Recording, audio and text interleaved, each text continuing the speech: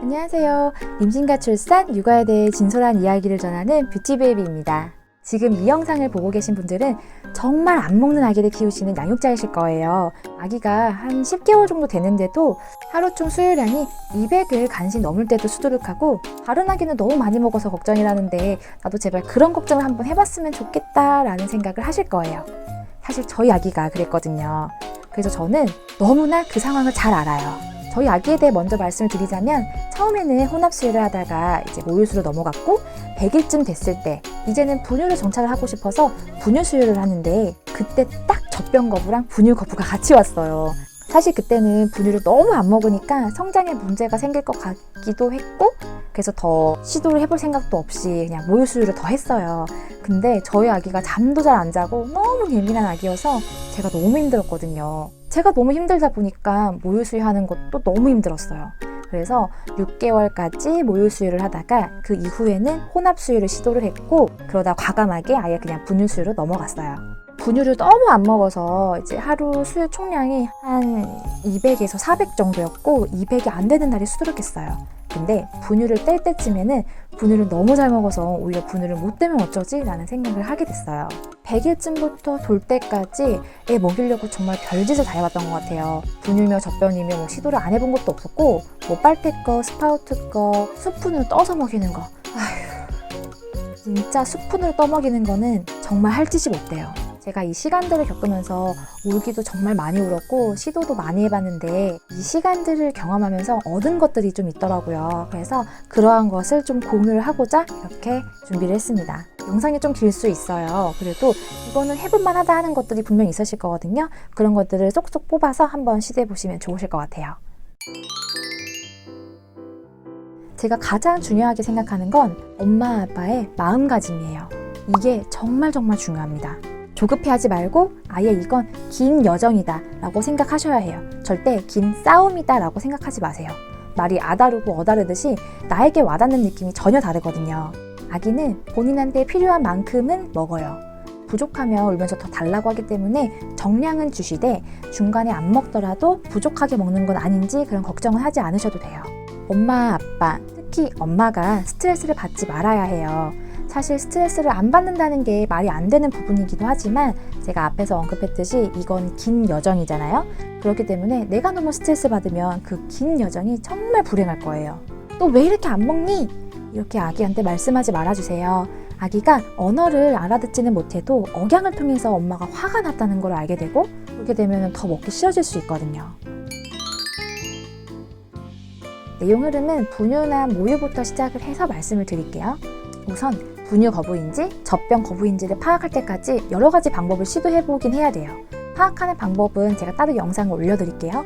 아기가 안 먹겠다고 표현을 했을 때 한 2번 정도만 더 시도를 해본 후에 똑같은 반응이라면 과감하게 먹이지 말아주세요. 2번 정도 시도하는 이유는 아기 입에 이제 젖병 꼭지가 들어갔을 때 좀 불편하게 들어가서 싫다고 하는 경우도 있거든요. 다시 젖병을 물렸을 때 또 먹는 경우도 있어요. 배가 고파도 잘 참는 아기일 수 있어요. 예전에는 분명 잘 먹었는데 모를 수 없지 않나요? 라고 생각하실 수도 있는데, 그때는 그랬을지 몰라도 지금은 아니거든요. 그래서 자주 먹으려고 할 수가 있어요. 아기가 배가 고프면 밥 달라고 울겠지? 라는 생각에 아이가 울 때까지 기다리는 경우가 있거든요. 근데 한 5시간, 6시간 정도 지나도 배고프다고 울지를 않아요. 저희 아기가 그랬거든요.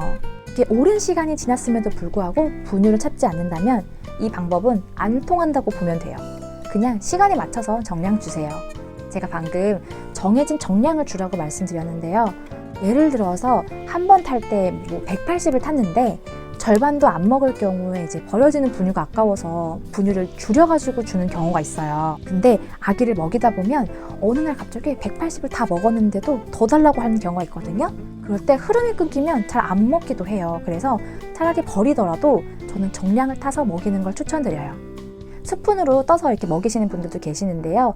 저도 사실 이렇게 먹여봤는데 아이가 잘 먹지도 않고 힘만 들고 효과가 없다면 과감하게 시도하는 걸 포기하세요. 어차피 오래 못 가거든요. 그리고 분유를 안 먹는 아기는 액체류보다 살짝 건더기가 있는 이유식을 더 선호할 수 있어요. 저는 초기 이유식을 만들 때 묽지만 그 안에 쌀알 입자가 아주 작게는 있도록 만들었어요. 초기 이유식용 쌀가루를 사용을 하면 아예 입자가 없어요. 그래서 저는 불린 쌀알을 이유식용 절구가 있거든요. 이유식 절구에다가 갈아서 이렇게 만들어서 줬더니 아이가 생각보다 잘 먹었어요. 분유를 안 먹는 경우에는 이유식을 잘 먹을 수 있도록 신경을 쓰는 게 좋은데 저는 이유식 육수를 진짜 중요하게 생각했어요. 국물류 음식을 만들 때 육수가 중요하듯이 이유식도 육수가 좋아야 맛있거든요. 실제로 제가 먹어도 생각보다 맛있네? 라는 생각이 들었어요. 맛이 있어서 그런지 초기 이유식을 한 번 먹을 때 한 90에서 100 정도를 먹더라고요. 사실 초기 이유식에는 식재료가 다양하게 들어가는 게 아니어서 이걸 분유 대신으로 먹이기엔 부족함이 좀 있지만 분유보다 잘 먹었기 때문에 저는 이유식을 좀 더 넉넉하게 먹였어요. 그렇다고 해서 분유를 안 준 게 아니고 다른 아이들이 먹는 것처럼 주긴 줬어요. 대신 아이가 안 먹었을 뿐이지. 다른 아이들은 이유식을 먹고서 분유를 먹는다는데 저희 아기는 이유식을 더 잘 먹었기 때문에 분유를 먼저 주고 그 다음에 이유식을 줬어요. 먹는 방식이 달라져서 그런지는 몰라도 잘 먹더라고요. 그리고 저는 어떻게든 아이 배꾸레를 늘리려고 했어요. 아기가 6개월 정도부터는 이제 퓨레랑 치즈, 요거트를 먹을 수가 있잖아요. 그래서 6개월쯤에는 먹는 연습을 간식처럼 했고 7개월 정도부터는 이제 하루에 이유식을 여러 번 먹잖아요. 마지막 이유식을 먹고 난 후에 요거트랑 퓨레, 치즈를 이렇게 이어서 먹였어요. 너무 많이 먹는 것 같아 보이죠? 근데 이 음식들은 배가 엄청 부르게 하는 음식들이 사실 아니에요. 다른 아이들은 이렇게 먹고도 분유랑 모유를 또 먹지만 저희 아기는 그런 아기가 아니기 때문에 그리고 본인이 또 배가 부르면 딱 안 먹는 조절하는 아기였어요. 보통 막수를 한 다음에 아기를 재우는데 저희 아기는 밤에도 잘 깨는 아기여서 푹 자게 하려고 막수를 분유를 했거든요. 근데 잠들기 전에 먹이는 건 사실 어렵기도 했고 이미 저녁으로 먹는 양이 좀 됐기 때문에 아기가 잠든 후에 한 2시간 정도 지났을 때 분유를 줬어요. 이건 아기마다 좀 차이가 있을 수 있는데 아기가 잠든 후에 수유를 하고 싶다고 한다면 아기가 잠들고 나서 얼마 정도 후에 분유를 줬을 때 잘 먹는지 여러 번 테스트를 좀 해봐야 해요. 아기가 손에 잡히면 잡히는 대로 입으로 막 가져가는 시기가 오거든요. 아마 아이 주도 이유식이라고 알고 계실 거예요. 들어보셨을 텐데 거창한 건 아니고 찐 야채나 아니면 얇게 썬 과일을 아이가 손으로 잡고 또 탐색하고 그리고 입으로 가져가서 먹을 수 있게끔 해줬어요. 아이가 선호하는 식감이 좀 다를 수 있지만 이런 과정이 있어서 그런지 아이가 어떤 걸 좀 더 좋아하고 어떤 걸 싫어하는지 조금씩은 알 수 있게 되더라고요.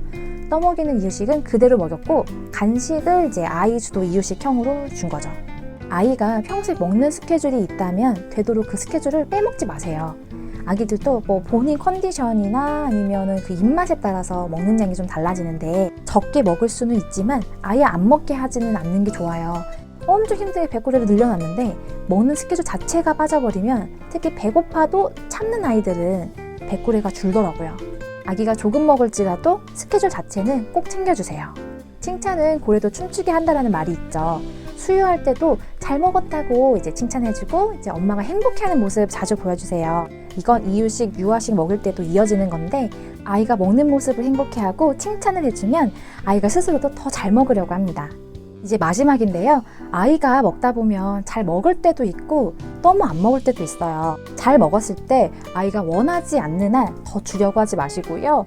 또 안 먹는다고 애를 막 붙잡고 먹이려고 하지 마세요. 제가 안 먹는 아기를 키우면서 이렇게 보니까 잘 먹다가 또 잘 안 먹는 주기가 반복적으로 있는 것 같았어요. 생각해보면 우리도 매일 같은 양의 음식을 먹진 않잖아요. 어떤 날은 많이 먹기도 하고 어떤 날은 또 조금 먹기도 하는데 아기라고 해서 왜 안 그러겠어요. 먹이는 거에 너무 집착해서 힘들어하지 마시고 조금 마음을 내려놓으세요. 제가 위에 말했던 방법대로 아이를 먹이면서 보니까 아기가 포만감이 어떤 건지 먹는 즐거움이 어떤 건지를 아는 것 같더라고요. 그래서 분유 먹는 양도 저절로 늘어났어요. 저는 정말 저희 아기가 돌이 될 때까지 너무 기다렸어요. 돌만 되면 내가 분유를 정말 가차없이 끊어버리리라 그렇게 생각을 했었거든요. 근데 11개월, 한 12개월 때 되니까 분유를 정말 잘 먹는 거예요. 그래서 결국에는 분유도 잘 먹고 이유식도 잘 먹는 아이가 되어버린 거죠. 분유 달라고 분유 찾는 모습을 보니까 너무 뿌듯하기도 하면서 한편으로는 분유를 뗄 수 있을까라는 걱정도 조금 했어요. 하지만 결과적으로는 분유는 잘 뗐습니다. 제가 분유를 어떤 방법으로 뗐는지 따로 영상을 만들어서 올려드릴게요. 그렇게 안 먹어서 저를 너무 힘들게 만들었던 저희 아기가 지금은 19개월 차가 되었어요. 이유식 졸업하고 지금은 유아식을 먹고 있는데 여전히 지금도 잘 먹습니다. 아기가 너무 안 먹는다고 엄마 스스로를 너무 자책하지 마세요. 저도 그 시간을 겪어봐서 너무 잘 아는데 나중에 이렇게 좀 돌이켜보니까 내가 자책하면서 슬퍼하는 모습 대신 아기 때문에 행복해하는 모습을 좀 더 보여줬다면 얼마나 좋았을까라는 생각이 들더라고요. 우리 아기들은 저희가 알고 있는 것보다 엄마 아빠의 기분을 너무나도 잘 이해하면서 받아들이고 있고 생각보다 너무 잘 크고 있어요. 그러니까 너무 걱정하지 마시고 오늘도 힘들지만 행복한 육아를 하시길 바라겠습니다. 혹시 영상을 보시면서 궁금한 부분이 있으시다면 댓글 달아주세요. 제가 답변해드릴게요. 그럼 다음에도 여러분께 도움이 될 만한 이야기를 들고 찾아오겠습니다. 건강 조심하시고요. 다음번에 만나요. 안녕.